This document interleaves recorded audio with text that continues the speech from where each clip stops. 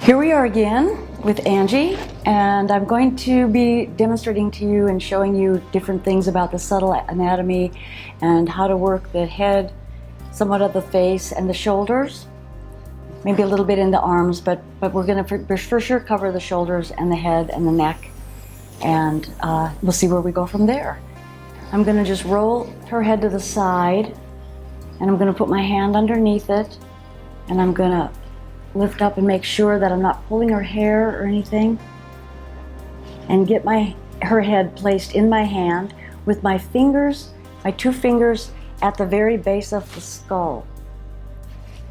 And I'm going to just take the other hand across the head like so, and I'm going to check the range of motion of how it's happening. This top hand is going to move with it so that she doesn't feel like I'm going to drop her head. And what you're looking for here, very slow movement, but you can tell if there's a sticky part or if there's something that's not feeling like it's fluid. And then my other hand is going under the head to be able to move it a little bit more range of motion and more this way and lifting it upward. And you can also tell how much they try to help you. You know, sometimes when you move people's heads, they'll be moving it for you and you ask them to relax and they're still moving it for you, and that really doesn't help a lot in assessing much more than they have stress going on.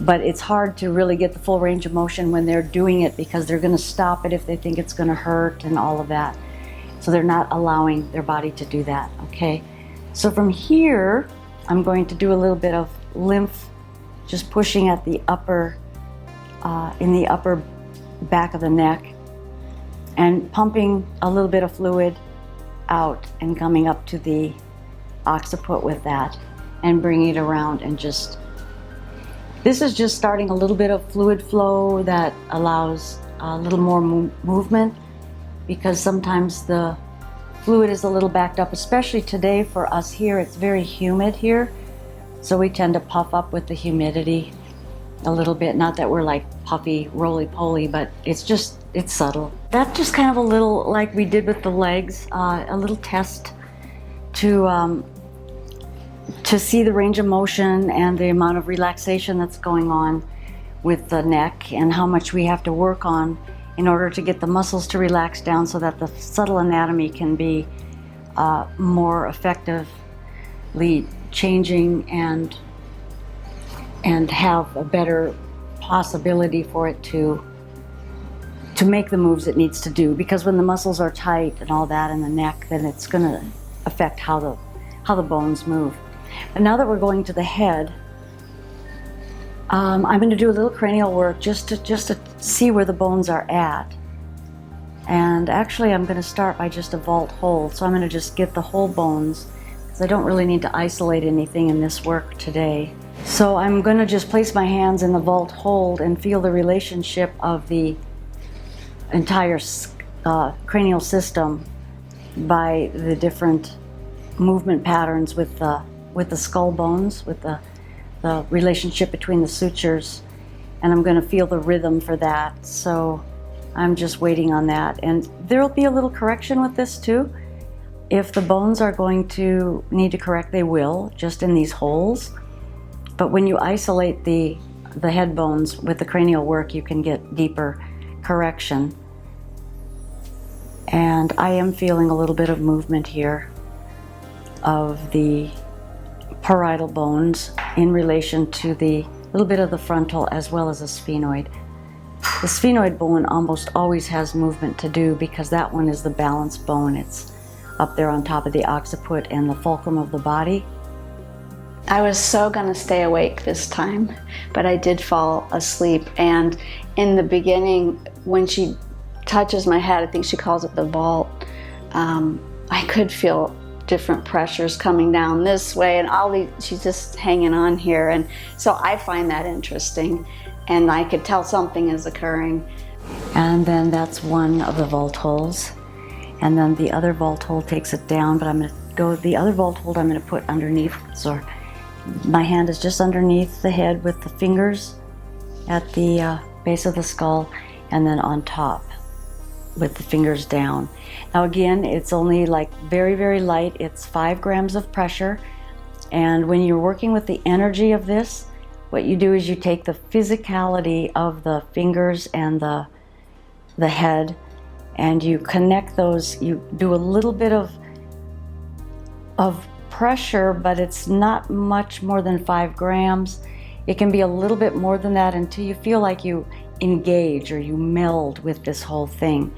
And then if you're going to work with the energy of it, then you want to pull the physicality where it lightens up to less than 5 grams, but you're pushing energy in that makes it oftentimes feel to the person on the table like there's not a whole lot of change in pressure. And by pressure, I mean the 5 gram grasp.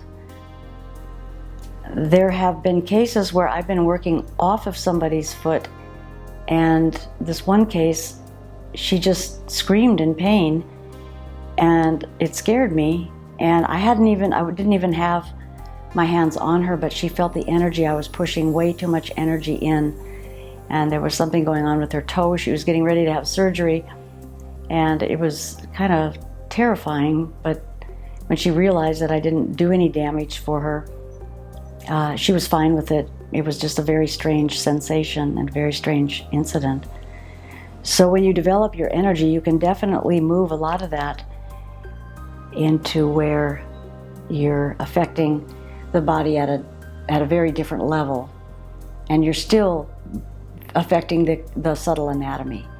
So there's a little bit of movement in the back of the head on the right hand side, right up at the occipital base. And so you just wait until you feel a little bit of movement and a little bit of letting go. And then I'm going to do one more with vault hold, where I'm down below a little bit lower. You can do these in any order.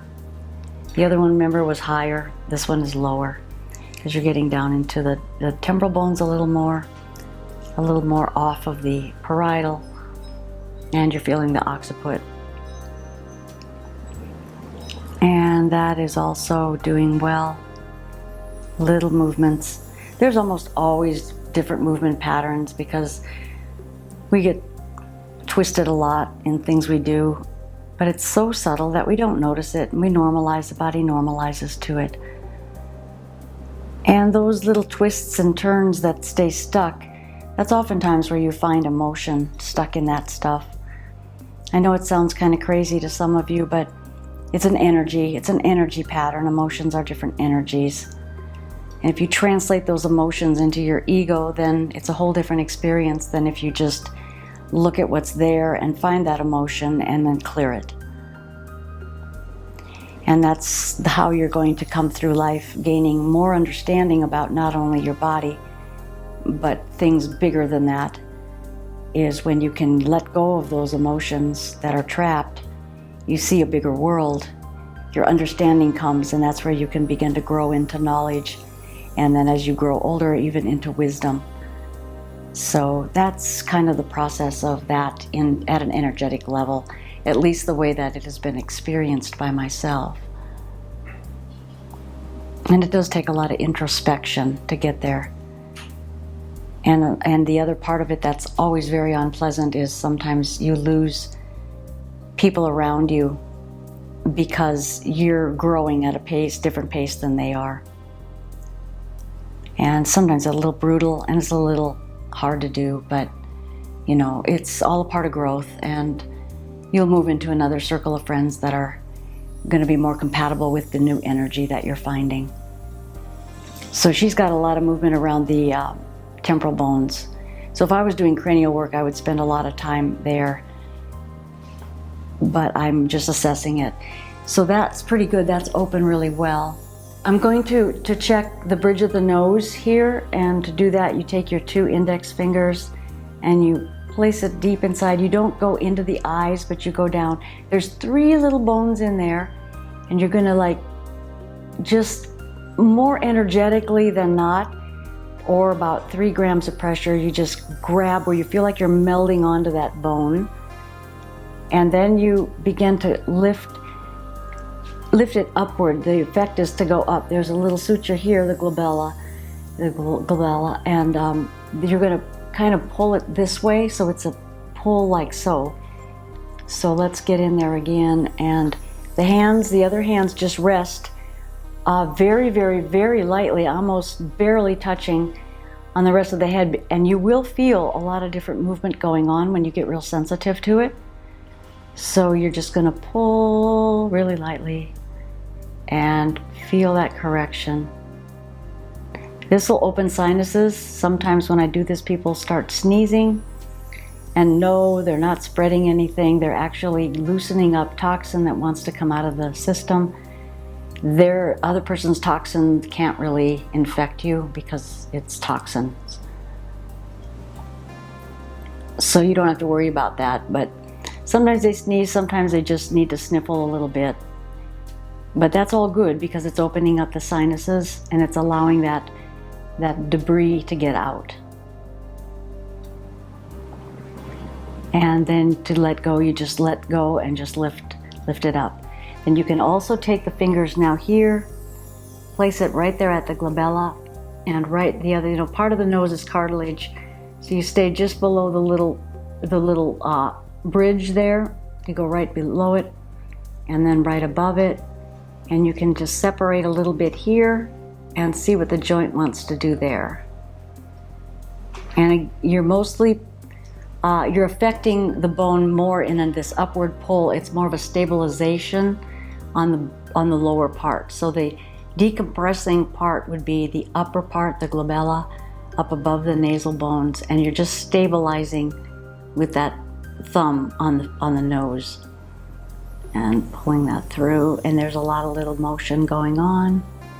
A few years ago, I worked with Athena, and just if it's helpful to some of the listeners, sometimes there would be a student on one side of my body and she would be on the other, and I would give feedback to the student what was happening, and many of the times I felt the students would put a lot more pressure than you did or try to lead the body than you. And so I just remembered that today, how light your pressure is, but how you follow the body. It's very small, very tiny. Okay, that's good. Another thing that's nice to do, it's not really a joint, but it's draining the eyeballs. And there's two ways to do that. This is more of a lymphatic technique, but I'm going to show it to you. There's two ways of doing it. There's one where you're turning the eyes back and forth, and then the other one where you're pumping the eyes. So I'm going to start by turning the eyes. Now this, you have to be extremely delicate and extremely steady with your hands. So you just take them and you get where you can hold. I have my elbows on the table and I'm bending my wrists down with these fingers like so. So these two fingers are going to be on the bottom eye. This is going to be on the top eye. You come in really, really, really, really slow and just touch the eyeball. And I find that people really don't have a problem with this. Now you're going to wait till you meld onto that eyeball, and then you just rotate in. So like the fingers are going toward the bridge of the nose, and then you rotate where the thumb is coming into the bridge of the nose. And you go ever so slow, and it's not a lot of movement, but you can feel the eyeball kind of bouncing around. And that's a real nice, relaxing thing. But you have to be very careful when you're around the eyes. And then lift up. And then the pumping of it is your hands are going to be over the top of it. You're on the eyeball. You are touching the eyeball. And you're just going to like pump downward. And again, it's very light. You're not pushing very hard into the eyes at all. It's very, very superficial. Okay, and then you can just kind of spread it out like that. So that's checking that, and we checked everything, and I'm going to decompress some of the bones. It's actually, the bones are going to decompress a little bit by the ear pull, but it's also going to begin to also expand the tentorium, which is the membrane inside of the head. It will affect then a little bit of the falx cerebri and cerebelli, but basically it's going to be stretching the tentorium and giving a little bit more space. And you don't pull the ears, just pull them. You don't do that. You go in, it's kind of a little curve pull, so you make a little arc there, and you hold, and you curve it and pull. And you're going to feel a little bit of a rotation, possibly. You're going to feel, and your thumbs are deep in there, but your focus, oh, the other ear just made a jump. Your focus has got to be inside their head. What the structures are doing, not on the ears, because then you'll just start pulling the ears and give them big ears. And we don't want that. We just want to have the membrane being affected. And because of the location of this, with the jaw joint being right there, that does help with starting to reposition some of the jaw if it's a little bit off as well. Okay, so that's what I have to do for just checking the opening of the head and face. And then when she went in the ears, it's very light, and I felt a tiredness or sleepiness come in during that particular movement. But it was kind of fun for me because I started seeing these magnificent designs when she's like mandalas or whatever they're called. And I know the mind can attach to fun stuff, but it was nice to see, and I'm curious. I'll go off on my own now and try to just see and close my eyes and see if something else shows itself. So now I'm going to move down into the shoulder area, and the places that I found are the most critical that I just, after you work so long, you begin to figure some of this stuff out. So a lot of this stuff you're not going to probably find too much. I'm sure there's somebody else that does this, but it's not something that's, I've seen in a class. But where the sternum is right here, and that's the bone that the ribs hold to. It's the center. It also protects the heart. And then where the sternum and the clavicle meet, it's called the sternoclavicular junction, and there's a little joint there, and that joint is really a critical little joint for shoulder alignment. But I have never in my life ever encountered anybody that ever even addresses this joint, but I have found it to be very effective in some of the shoulder issues that I've seen over the years. So I just have my little finger, my index finger, on that joint, and then I can hold this clavicle. This is the clavicle. Everybody's clavicles are a little bit different. Everybody's bone structure is just a little bit different, but it's also very similar. So sometimes you have to modify a little bit. So I'm on the left sternoclavicular junction, and I'm on the left clavicle, and I'm just going to hold very lightly and wait, and pretty soon you're going to feel some of what I'm feeling is the sternum is steady and grounding everything. At the sternoclavicular junction is moving a little bit, and the clavicle is moving as well. It's kind of rolling a little forward. There was a little jump right there in the joint, and I'm just letting it go because it's going to find its way back to a little bit better positioning than it was. And then I'm going to move my hand to there's another little joint where the clavicle comes in. I'm going to move that down a little bit. Here's the clavicle running up here, and then there's a little joint up here at the top where it comes into the shoulder, acromion. This is the acromion clavicular junction, and I like to have or joint, I'm not sure exactly what that one is suffixed with, but I like to have the two of them there because the two of them are going to do a dance, and what they're doing is they're balancing the clavicle. And again with this, there's a little bit of traction at the top hand at the sternoclavicular junction. You're pulling for the decompression, you're giving a little bit of traction kind of toward the sternum, but it's a little bit of an angle. And then up here at the acromioclavicular joint, you're going to feel the expansion going outward. So it's like you're taking it out of the shoulder in that direction. And you just want to feel it, let it go, let it rotate, let it do what it needs to do, and begin to rest it. The way she speaks and explains things, I mean, I'm very fascinated with. But of course her voice is very, very relaxing. But her touch, it's as if she treats my body as a living, it is a living organism, but it feels like we're both meeting it together in a respectful place. You can see that there's a little bit of rolling forward here. So I'm going to take my fingers and slide them underneath. I'm catching just the edge of the scapula.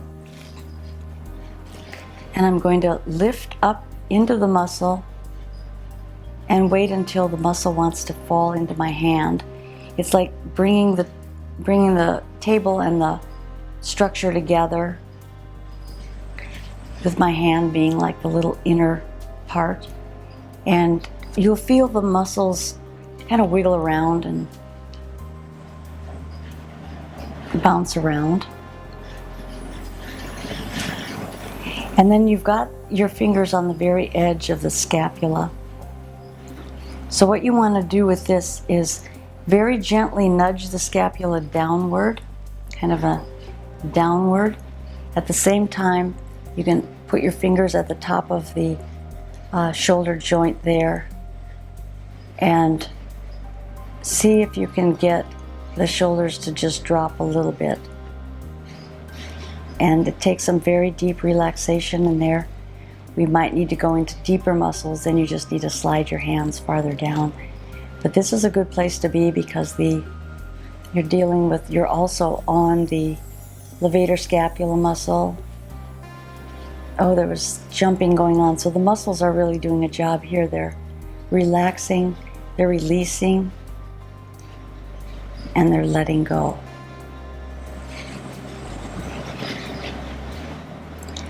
So you can just wait on that. Okay. And then you can do the same thing on the other side. And you just hold that, and the traction for this is kind of going more this direction, outward. Find that. And you can find it because there's like a little indentation. Plus it's a good idea to just absorb in the picture book of anatomy and just get an idea, look at the skeleton, look at the muscles, look at where they attach. It really doesn't matter if you memorize what they are. Just know it in your head, because when you're working on it, when it calls you to it, you'll have a better idea of how the structure is. And then when they're unwinding, just for your own information, you'll just have a better understanding of what's going on. And as you get it in your hands more and more, the work will just kind of unfold for you, and the understanding will deepen if you are really paying attention to first getting yourself cleared, not thinking in your head, and allowing the body to do its thing, listening for what that is telling you. It's a very small voice. It's not like a real voice, but it's a very small, intuitive kind of knowing. And it doesn't come from your brain, it comes from your heart. There, she just released. And I think you might have seen a little movement there, but she had a release there, which may be connected. Sometimes the connections are contralateral, sometimes they're ipsilateral, which is, the ipsi is the same side and contra is opposite side going across the body. It may be connecting in with something going on with that hip that we worked. It very likely is that would be a contralateral, or excuse me, ipsilateral. That would be an ipsilateral misalignment. Now we're back here on the edge of the scapula and the levator muscle, and the muscles are really dancing around. You know, she had that little jump happening there, so things are really moving into different positions. You know, all those areas that are related, either directly or indirectly. And then we can cross the hand over and just let the shoulder come down a little bit. Hold it somehow and Just let it drop. It's not going to drop much, but you can feel how things are relaxing. Yeah, the shoulder is being active. I can feel some of the muscle changes in the rotator cuff where they attach here in the front.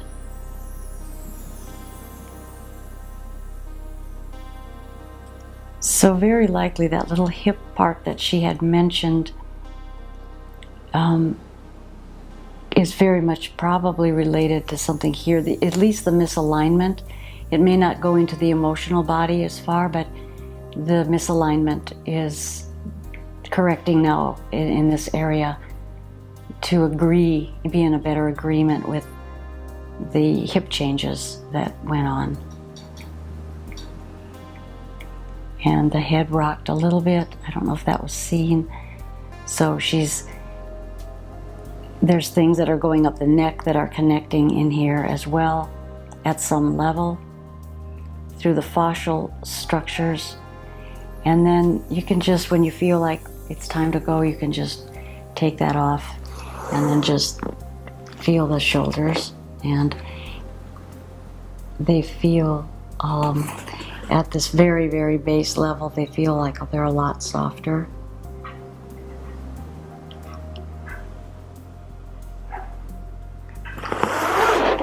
And and she's staying nice and straight. My hands are going to be on the shoulders. Fingers are at the clavicle. The clavicle's here behind the clavicle.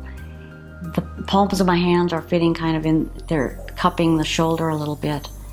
And the direction of traction is going to be out and a little bit rolling back down.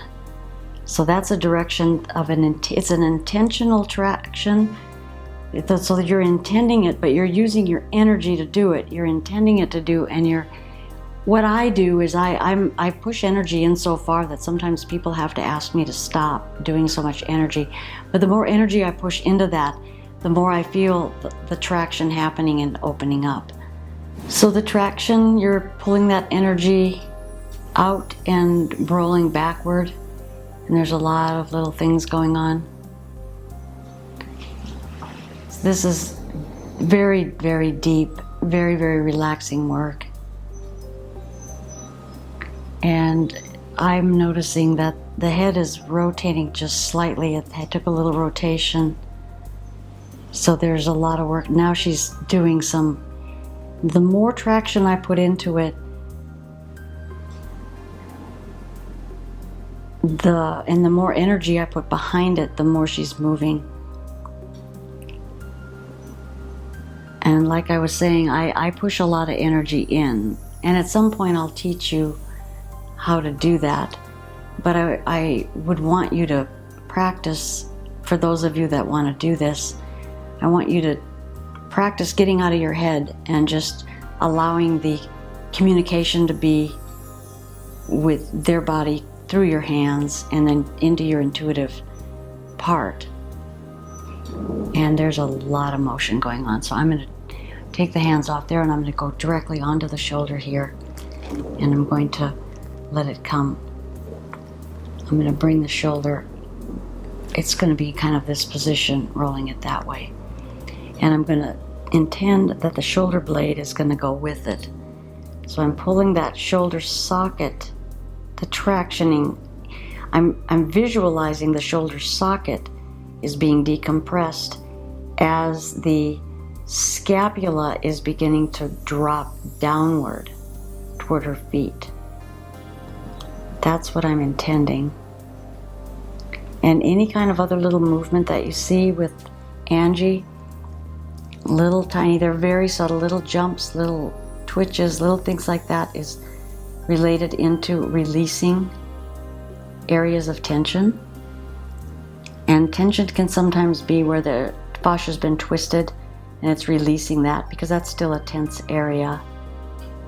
And this is very nice, and it just feels so energetic. You feel so much energy when you do it in the right manner.